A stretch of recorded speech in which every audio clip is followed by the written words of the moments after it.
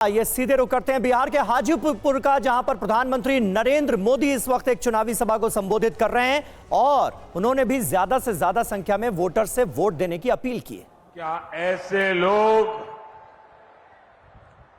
बिहार का कभी भी भला कर सकते हैं क्या?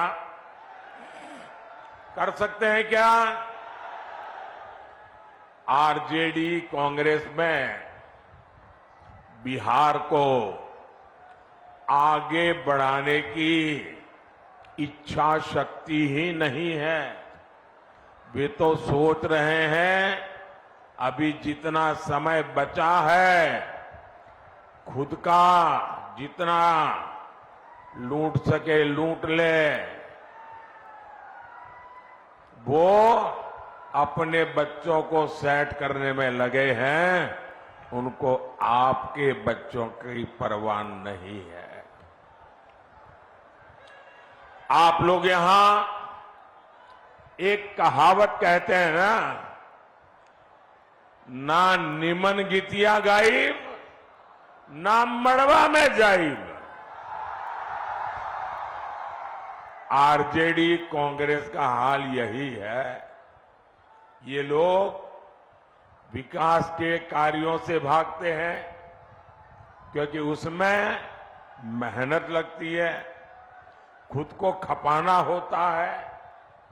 इन लोगों के नकारे पन्ने बिहार के कई अमूल्य दशक बर्बाद किए हैं। ऐसे लोगों से हमें बिहार को बचाकर रखना है।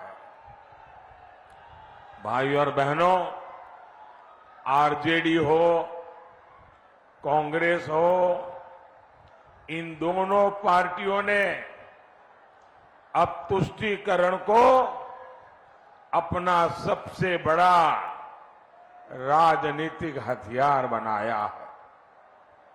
आजकल आप देखते होंगे इंडी अलायंस का हर दल राम मंदिर के लिए बद्दी बातें कर रहा है।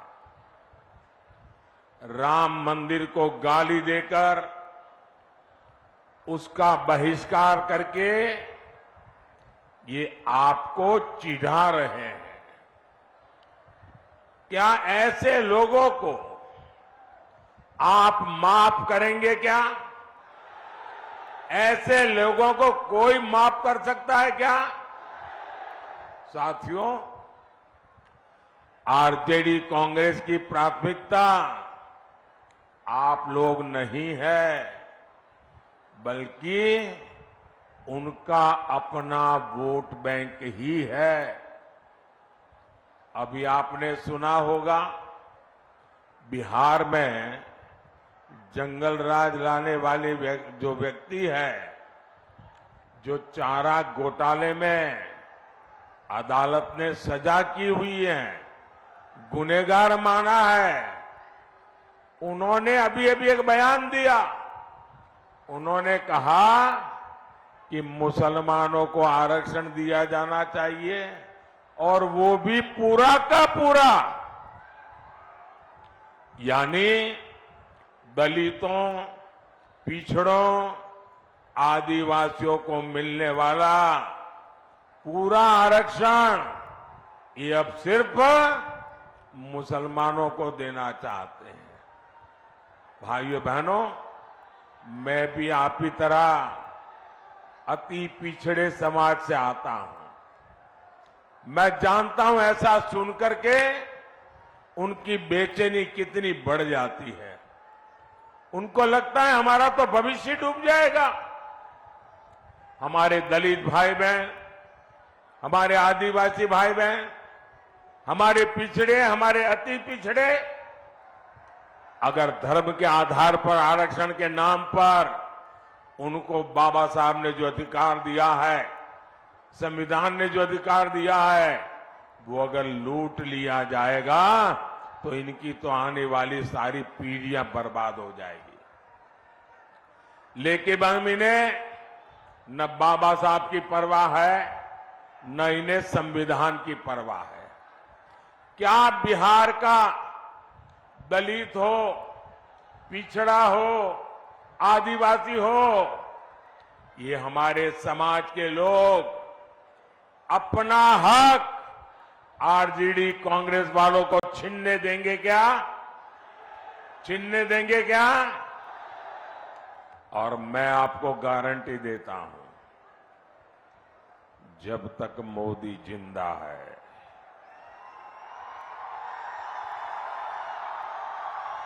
ये आपके अधिकारों पर डाका नहीं डाल सकते। ये आपके आरक्षण को छीन नहीं सकते।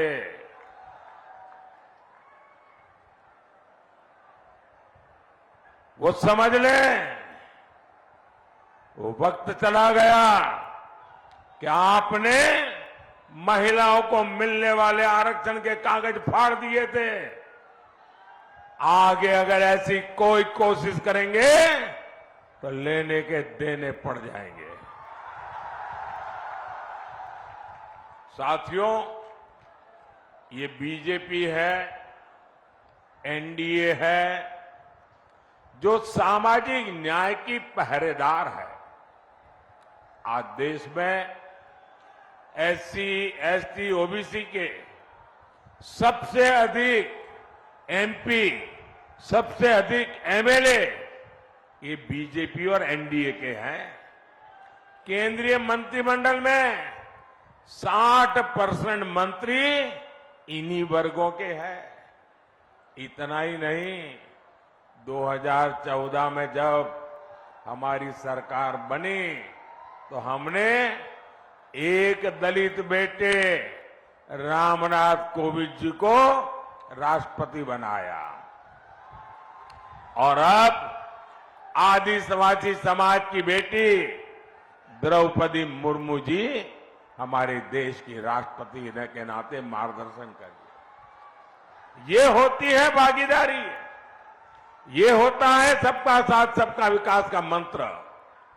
भाइयों और बहनों, कांग्रेस आरजेडी ने मिलकर बिहार की अनेक पीढ़ियों को, उनके सपनों को तबाह किया है। और आज जब यहां इतनी बड़ी मात्रा में माताएं बहनें आशीर्वाद देने आई है,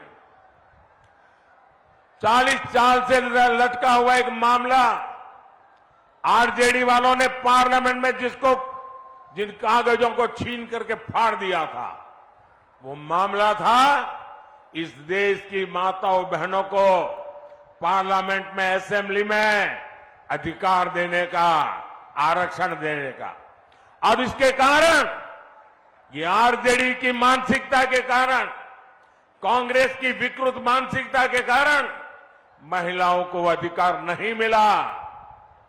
ये आपका भाई, माता, ये आपका बेटा, आपने जब मुझे वहां सेवा करने के लिए भेजा ना, मैंने नई संसद बनते ही महिलाओं के लिए आरक्षण का भी काम पूरा कर दिया। ये आरजेडी वाले इसके विरोधी है। अगर ये दोबारा कोशिश की आने की तो ये भी छीन लेंगे, आप मान के चलिए। आरजेडी के राज में यहां सिर्फ अपहरण और फिरौती उद्योग ही फला फूला। हाजीपुर ने तो देखा है कैसे यहां के उद्योग धंधे सब चौपट हो गए। आरजेडी कांग्रेस ने बिहार को सिर्फ पलायन दिया, बिहार को सिर्फ तबाही दी। साथियों, मोदी विकसित बिहार, विकसित भारत के संकल्प को लेकर निकला है। और मोदी का, एनडीए का ट्रैक रिकॉर्ड क्या है? हमारा ट्रैक रिकॉर्ड भ्रष्टाचारियों को खोज करके सजा देने का है। मैं देश को, आप लोगों को एक आंकड़ा देता हूं। आप लोग ध्यान से सुनेंगे आंकड़ा, ये आपको काम आएगा।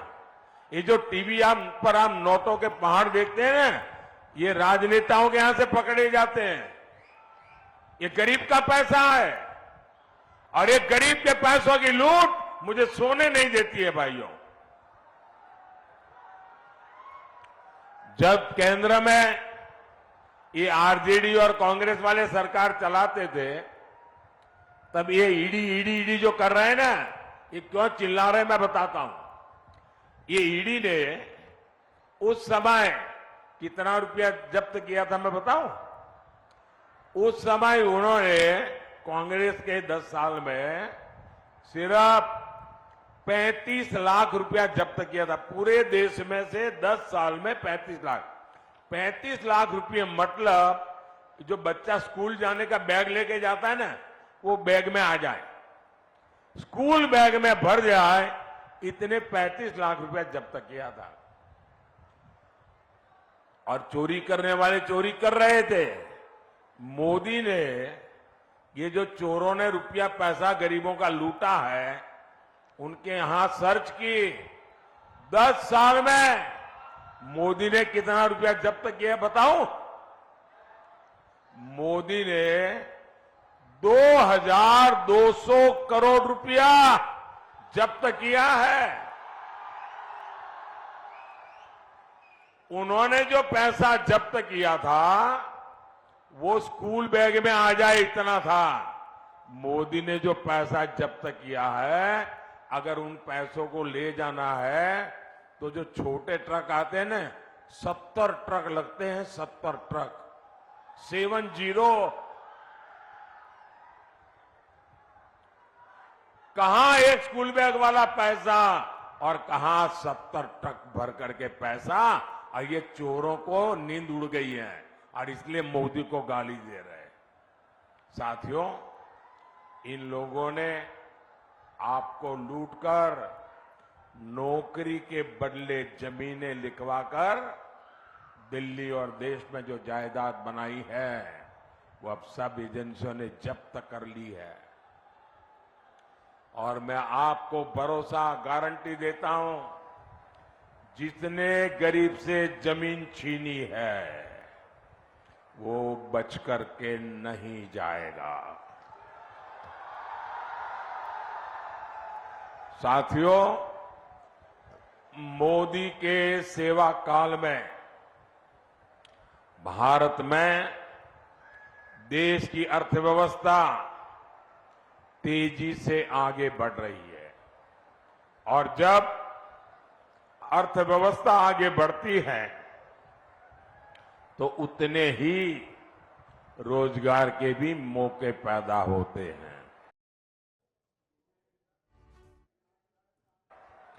1400 किलोमीटर नई रेल लाइनें बिछाई गई।